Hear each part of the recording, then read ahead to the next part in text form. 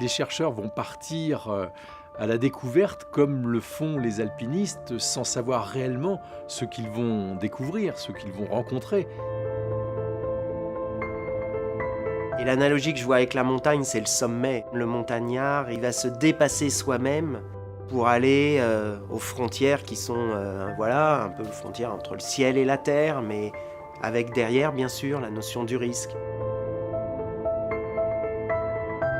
Quand on arrive et qu'on ne connaît pas, qu'on va sur une voie, qu'on se dit on avance, et là d'un seul coup, devant nous s'ouvre un panorama ou quelque chose d'exceptionnel, on reste toujours sans voie. Donc j'imagine que eux, avec la recherche, ils cherchent jusqu'au moment où ils atteignent leur but, qu'ils trouvent enfin la solution, et pour eux, ça doit être quelque chose d'exceptionnel. Il ne faut pas abandonner, quoi. Il faut tenir, et même si la première étude n'a pas marché, il faut réfléchir et retravailler. Il ne faut jamais baisser les bras.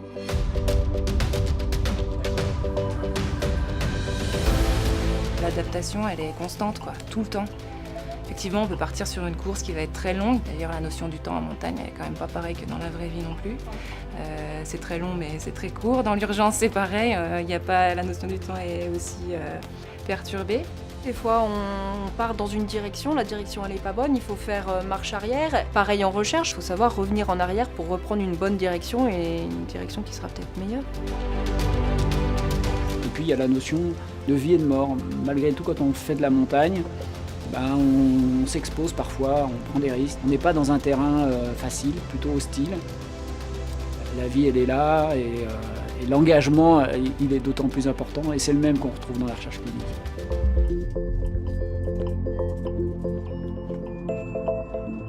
C'est une formidable opportunité de réunir les experts à travers le monde sur ce sujet spécifique.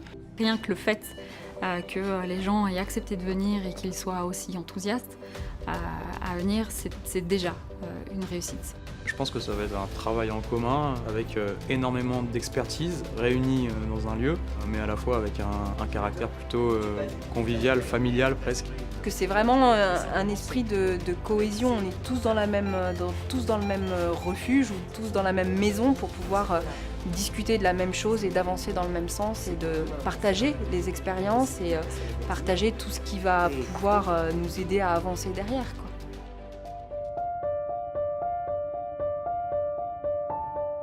Les frontières de la vie et de la mort, quand on l'aborde sur le plan de la recherche physiologique, et puis les frontières du ciel et de la terre, quand on voit ce qu'aujourd'hui certaines équipes sont capables de gravir, c'est quand même exceptionnel. On va avoir des cordées du monde entier qui ont fréquenté les plus hauts sommets de la recherche autour de l'arrêt cardiaque, et ça c'est une chance exceptionnelle pour nous. La découverte, elle est permanente, à condition d'aller voir, mais avec la certitude d'avoir un objectif. On a toujours un objectif en montagne, on le cherche. Je pense que le lien est immédiat avec le monde de la recherche médicale, c'est évident.